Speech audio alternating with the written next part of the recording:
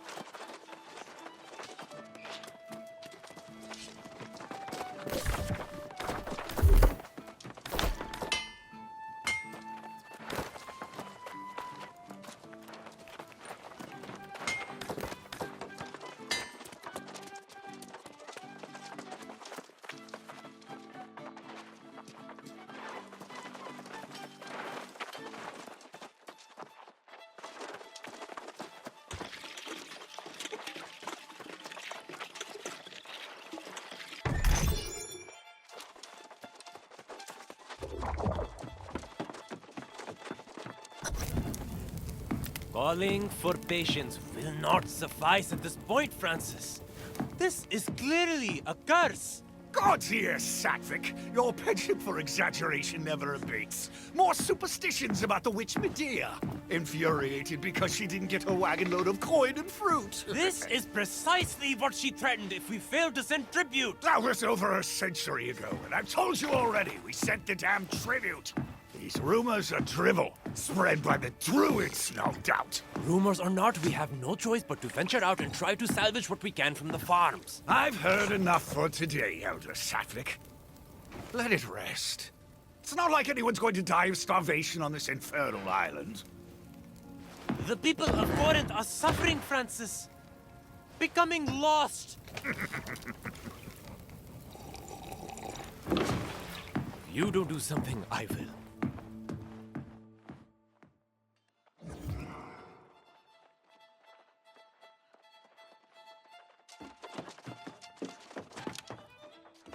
Ho-ho!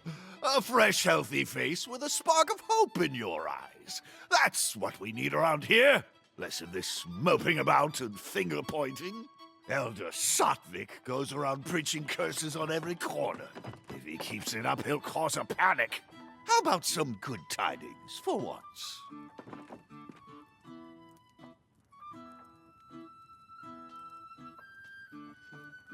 Ugh. See now, why spoil our pleasant conversation with such dark business? You're new to Corinth. You should check in at the inn, yes? Put your feet up. Whatever you do, please don't go worrying everyone about the corrupted. I'll deal with that problem when it comes. Or Elder Satvik will. He seems to enjoy it. Oh, by all means. See if you can help the man come to his senses before he worries so much he falls lost himself. Good luck. You'll need it with Satvik.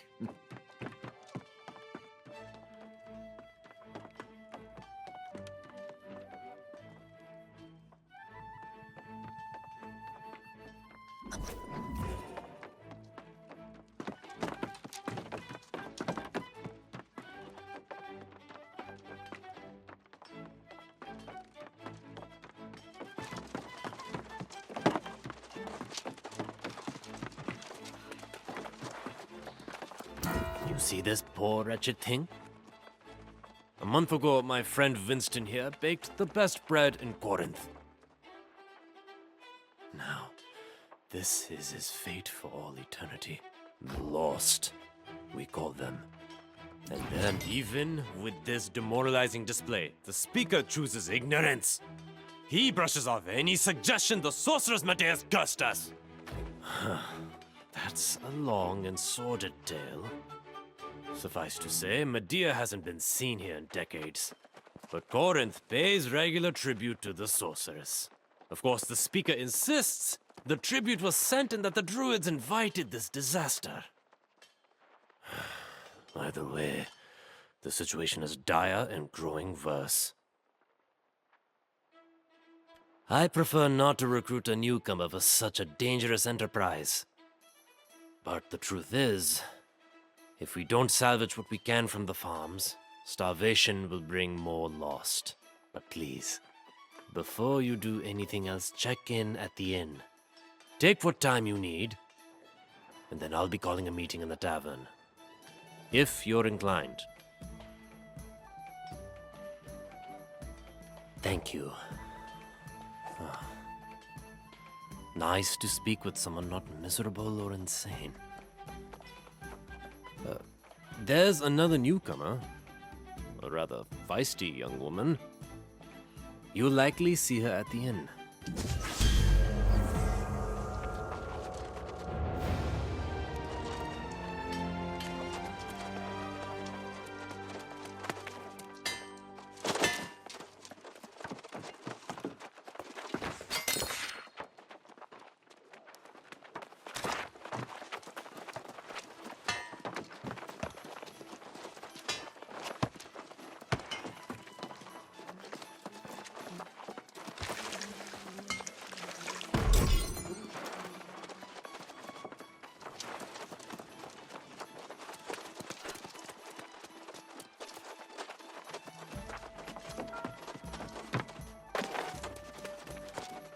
Welcome to the Southern Breeze.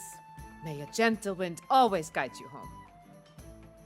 You wish to check in? Now, this is a pleasant surprise. 2 new customers in one day.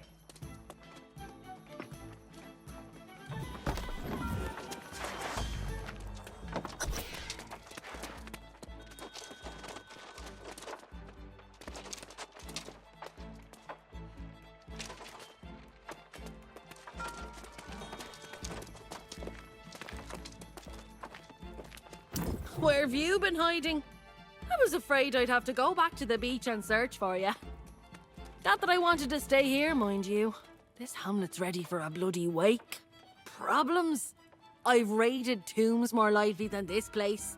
I don't plan on hanging around here long. Not when the winds are shifting the way they are. It's bad business. I managed to sell that loot we collected. Never let it be said that Grace O'Malley doesn't pay her debts. Here's your share of the coin. I think you should get to spending it.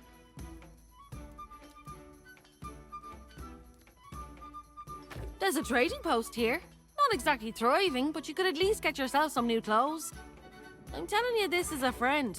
You smell like something that washed in with the tide. Well, there you have it then. You can always count on your pal Grace to give it to you straight. Go on to the trading post and get yourself some gear. Then meet me in the tavern. Must be at least some action over there. We'll see, won't we?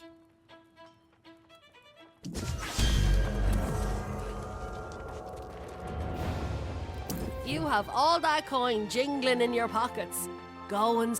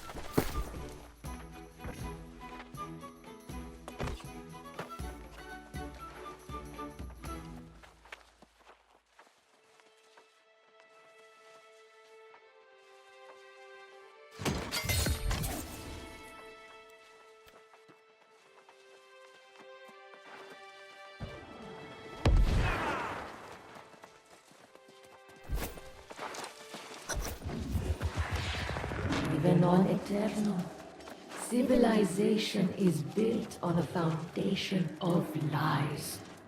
Together, you and I can tear it down and rebuild.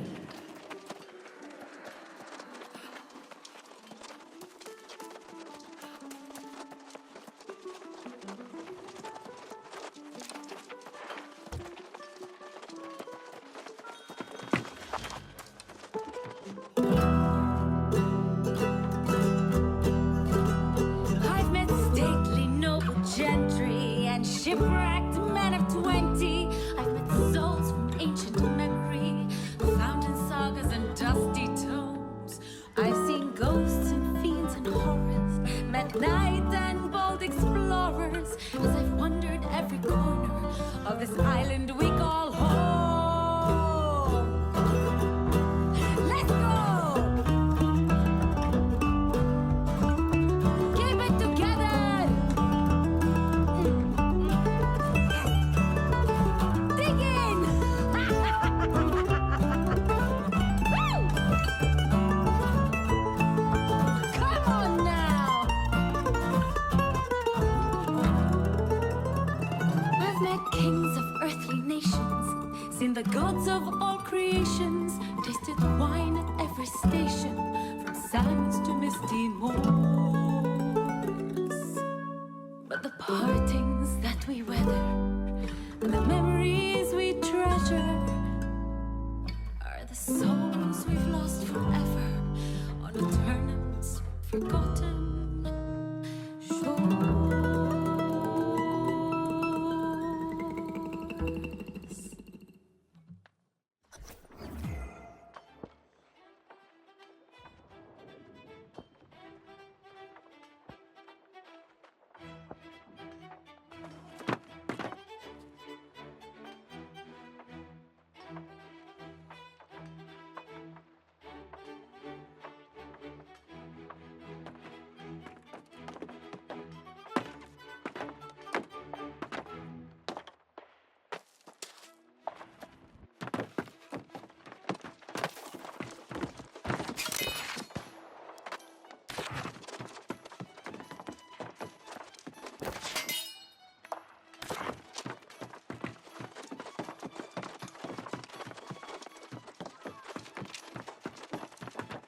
Have you tried the tea? I find it is more. Well, there's a pretty little ditty for you. Some romanticised notions of Aeternum, I'd say.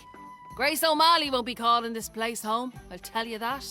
The real tragedy of Corinth is there's no way a girl can make some quick money around here. This elder Sattvic fellow came in, trying to rally folks to go out and salvage crops from the farms. But he offered no reward. Poor bastard didn't get a single volunteer. Went out on his own. Barkeep says he'll probably become a soulless lost himself. Ah, that'll be the day. I'm no farmer. And besides, I caught wind of a pirate hideout not so far from town, thinking maybe there's some loot there. But you're the hero, right? Just like old whatever his name was at the beach. If you want to give a hand to old Sattvic, I'm sure he'll make use of it. To the farms north of town. He was practically begging folks to go with him, so I'm sure he'll be damn glad to see you. Like I said, I'll be seeing you around, long as you don't go losing your soul somewhere. Here, I can't believe I'm even saying these things.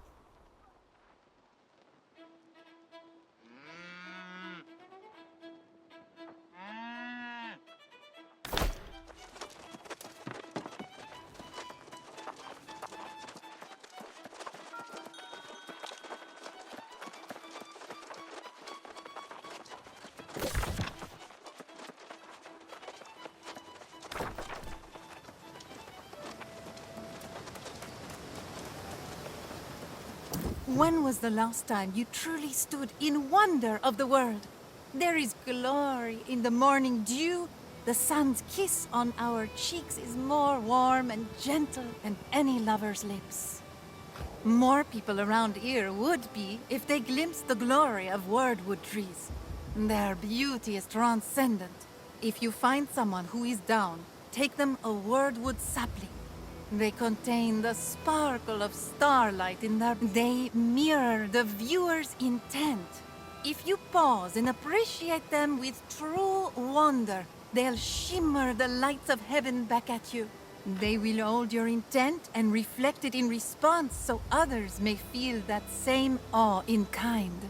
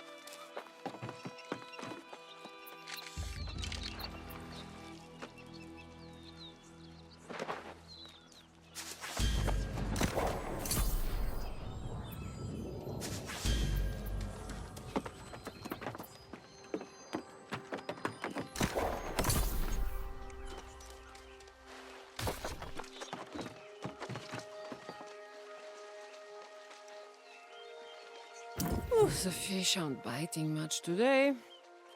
Perhaps I've caught too many here. Merde! Have I disappointed your plans? You can't fish? That is horrible to hear. It is such a pleasure. Life is difficult, no? Even the smallest things out of reach. But when you fish, you can reflect. As simple as finding happiness. Well, at times, yes. Easy as digging for worms, at least. And one can lead to the other. Pardon me, I can ramble. Reflection is good, yes, but it can lead to brooding. My leg, she makes it difficult to focus now and again. Oh, I'm out of bait. You? No, no, no, no, no. I cannot ask you this. Look at you, that heroic garb of yours, clearly an important person. Scrounging for bait, this is peasant's work. Well, if you insist, of course. I could do this myself, you know, but your eagerness, I'd be unchivalrous to decline. Oh, and you can find bait in the bushes nearby. You see? Very simple to do. Also, I need no charity, so... for you, your first fishing pole. She is old and weathered, yes, but very capable still. And for your first lesson, casting without bait is a waste of your time. And the fishes. Think of the bait like a paintbrush. Catching the fish. Now that's the art. Yes, you get it, don't you? The vision. Start with a humble pond, and you'll soon graduate to the great wide ocean.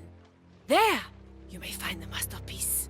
I speak of my dream, my eternal longing, my nemesis. The greatest, most terrible fish to ever swim in water. Gladys. Yes, Gladys. A wily foe and the end of many a fish dreamer.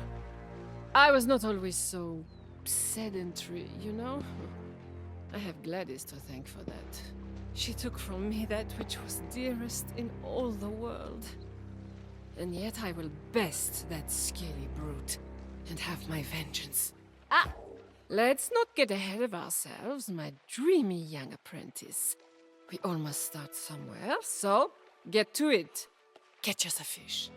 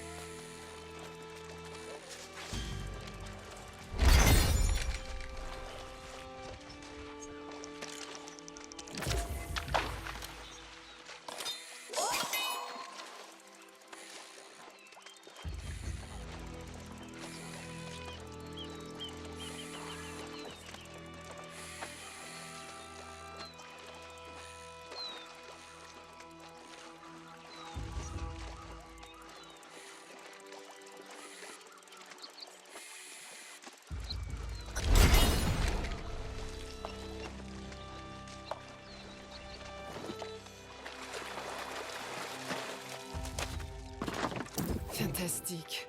Fantastic, you have been busy with your reel. A master fisher in the making indeed. A burgeoning artist, I might even say. Listen to you. You are as sunlight that glimmers upon the deepest waters. La lueur. I think my ancient fishing ensemble would interest you. Yes, the seekers of the questing bass, a sacred order of knights who fish. We are noble, regal, not quite profitable. My squires are working on that. They are younger, mine's more flexible for business. One is so diligent, the other is a bit of an idler, and I am stuck in my ways. Oh, what a group we are. La lueur indeed. Even after I say these silly things, still you are eager to continue onwards. There is knightly spirit in you. Oh, yes. I can see your glimmer now. Yes. Go and see my squire, Khadija. If she approves of your skills, then I, Perronel le Noir, as Fisher Regent, will accept you into our order.